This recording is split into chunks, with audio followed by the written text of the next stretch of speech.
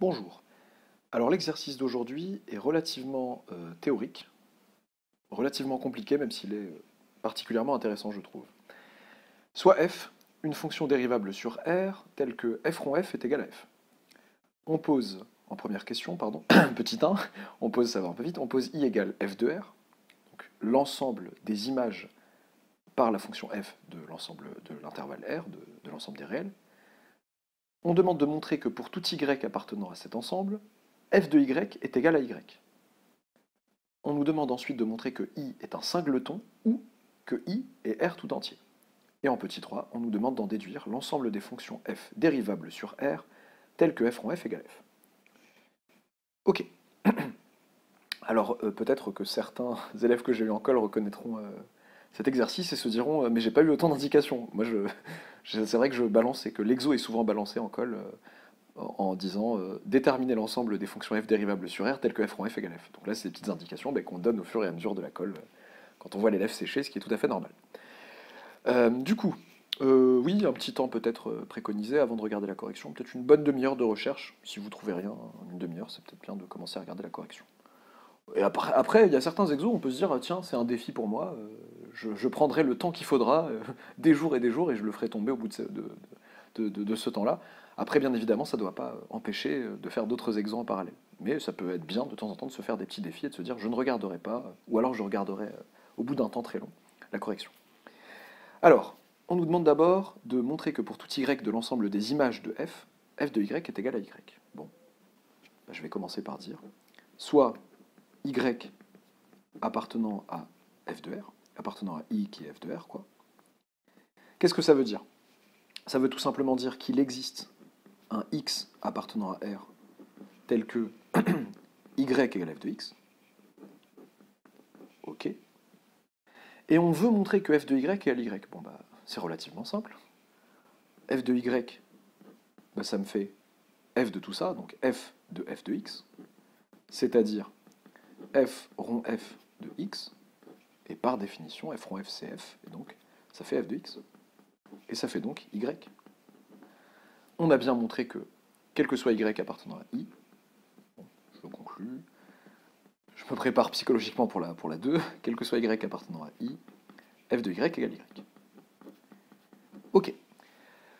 Petit 2, du coup, montrer que i est un singleton ou que i est R tout entier. Bon. Alors, déjà, i, c'est l'image de R par une application petit f, qui est comment? Qui est dérivable. Dérivable donc continue.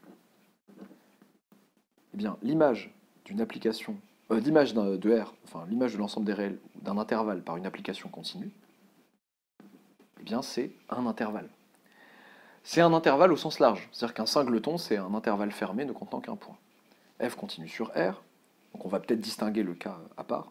Donc, I, qui est F de R, est un singleton ou un intervalle. Ok. Pour ceux qui considèrent qu'un singleton est un intervalle fermé comme moi, AA, A fermé, bah, cette définition n'est pas gênante non plus. Le OU n'interdit pas d'être les deux à la fois. Ok. Dans le cas où c'est un singleton, bah, c'est bon. Mais dans le cas où c'est un intervalle, il faut montrer que... Enfin, dans le cas où c'est un intervalle qui n'est pas un singleton, il faudrait montrer que c'est R tout entier. Si I est un intervalle,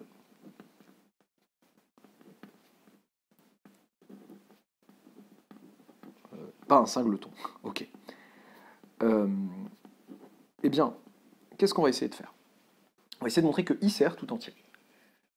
Qu'est-ce que ça voudrait dire? Donc je sais que c'est un intervalle, et ben, il me suffit de montrer, bon, c'est un grand mot, que la borne inférieure c'est moins l'infini et que la borne supérieure c'est plus l'infini. Eh ben, on va supposer par l'absurde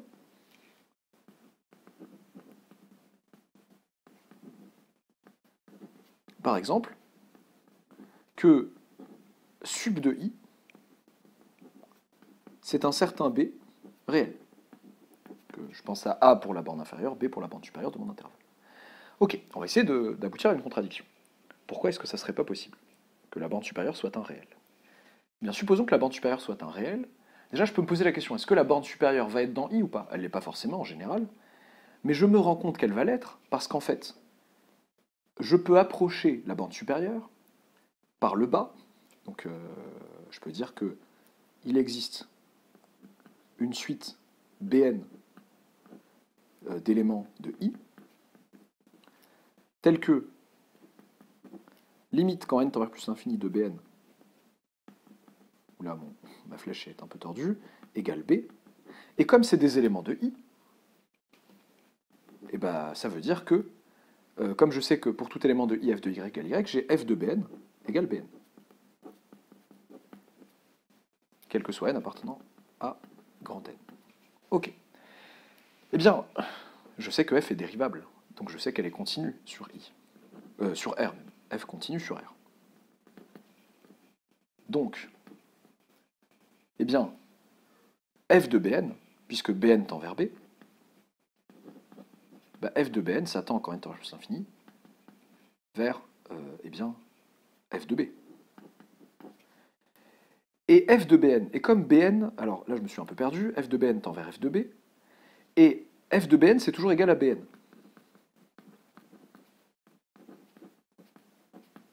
Et Bn tend vers B. Donc f de Bn tend, quand n tend vers plus l'infini, vers B. Et j'ai donc que f de B égale B, par unicité de la limite. Donc B est bien l'image de quelqu'un, en l'occurrence lui-même, par l'application f. Donc B appartient à ce fameux intervalle I. Donc la borne supérieure est dans l'intervalle, donc c'est un intervalle fermé par le haut. Donc, de la même manière, on montrerait qu'il est fermé par le bas. Donc ce serait un intervalle fermé, borné de R, dans le cas qu'on est en train de traiter. S'il avait une... Enfin, je me perds un peu, s'il y avait une borne inférieure réelle. Donc là, on reste sur la borne supérieure. Ok, qu'est-ce qui peut être bizarre? Qu'est-ce qu'on n'a pas utilisé comme hypothèse de l'énoncé? La dérivabilité de f sur R. La dérivabilité de f sur R, bon, qu'est-ce qu'on peut faire? Ben, on peut regarder ce qui se passe en B. On peut essayer de regarder les choses. Ben, à gauche de B, qu'est-ce qui se passe? À gauche de B, ma fonction f, donc on a montré que pour tous les éléments de I, f de y est égal à y. Donc à gauche de B, ma fonction f se comporte comme la fonction identité. Ça voudrait dire que la limite du taux d'accroissement à gauche en B, eh bien ça serait 1. Puisqu'à gauche en B, ça serait le même taux d'accroissement, ça serait les mêmes limites de taux d'accroissement que la fonction identité.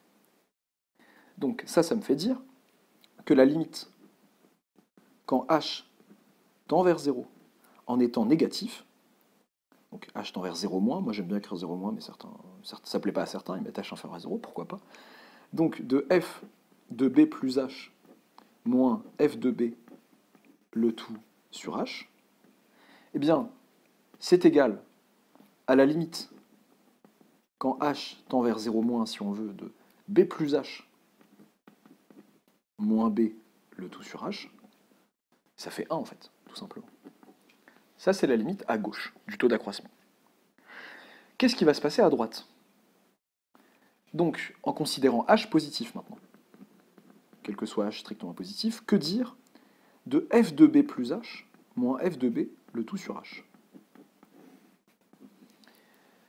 Que sais-je de f de b plus h? N'oublions pas ce qu'est l'intervalle I. L'intervalle I, c'est l'intervalle des images par f. Donc toutes les images, donc en fait f, je peux dire que f va de R dans I en fait. Donc que toutes les images par f de n'importe quel réel, eh bien, sont inférieures ou égales à b en fait. Puisque b est la borne supérieure de I. Donc f de b plus h, c'est forcément inférieur ou égal à b en fait. Ça c'est vraiment difficile à voir, enfin l'idée est difficile à avoir, c'est de dire mais attendez, f de b plus h, c'est forcément inférieur à b. Puisque f de b plus h, c'est l'image de quelqu'un par f. Et que les images des gens par f, bah, c'est l'intervalle I, on a dit, on ne sait pas trop la borne inférieure, mais en tout cas, la borne supérieure, ça serait b, et c'est fermé en b. Et f de b, bah, c'est b aussi. Divisé par h. Donc j'ai pas dit un truc, c'est que h était strictement positif, donc ça est inférieur à ça, ok. Donc là, il y a égalité parfaite de ça et de ça. Ça, c'est inférieur à ça, donc l'infériorité est claire, et je divise par h qui est strictement positif. Autrement dit, quel que soit h strictement positif, f de b plus h moins f de b, le tout sur h, est inférieur ou égal à 0. C'est bizarre. Donc, limite dont je sais qu'elle existe, limite quand h tend vers 0 plus, de f de b plus h moins f de b sur h, dont je sais qu'elle existe, je le répète, Puisque, pourquoi je sais qu'elle existe? Je sais que f est dérivable sur R, donc elle est dérivable à gauche et à droite en n'importe quel point de R. Donc cette limite dont je sais qu'elle existe est inférieure ou égale à 0. Attention, si je ne savais pas qu'elle existait, machin est inférieur à 0, ça ne veut pas dire que la limite de machin est inférieure à 0. Pas de raison de dire ça. Ok, mais là il y a un problème. F est dérivable en B. Bah, f est dérivable en B, ça veut dire en fait... ça veut dire quoi? Ça veut dire quoi que f est dérivable en B? Ça veut dire qu'elle est dérivable à gauche et à droite en B. Autrement dit, il y a, enfin, la limite du taux d'accroissement en B, la limite quand h tend vers 0 de f de b plus h moins f de b sur h, que ce soit 0 plus ou 0 moins, doit exister et être finie. Donc les limites à gauche et à droite doivent être égales. Donc cette limite-là à gauche, qui est négative, doit être égale à cette limite à droite, je me suis emmêlé les pinceaux, cette limite à droite qui est négative doit être égale à cette limite à gauche, qui est strictement positive. Ben, c'est un problème. Autrement dit, ça voudrait dire que 1 est égal à ça, et donc 1 est inférieur ou égal à 0. C'est absurde. Eh bien, ce que je peux conclure de tout ça, c'est qu'en fait, B n'est pas un... Enfin, sub de I n'est pas un réel. Donc sub de I, c'est en fait plus l'infini. Voilà le problème. Le problème vient de ça, en fait. Le problème vient du fait que f de b plus h, quand h est positif, on est obligé de dire que c'est inférieur à b, que ce taux d'accroissement est négatif, et donc, en passant à la limite du taux d'accroissement, c'est négatif aussi. On montre de la même manière, bon, ça me semble pas du tout abusé de dire ça, on montre de la même manière que inf de i, bah, c'est moins l'infini. Et je rappelle que i est un intervalle, donc i, en fait, est égal à l'intervalle moins l'infini plus l'infini, c'est-à-dire R tout entier. Oula, petit problème de caméra. Bien, on a bien montré.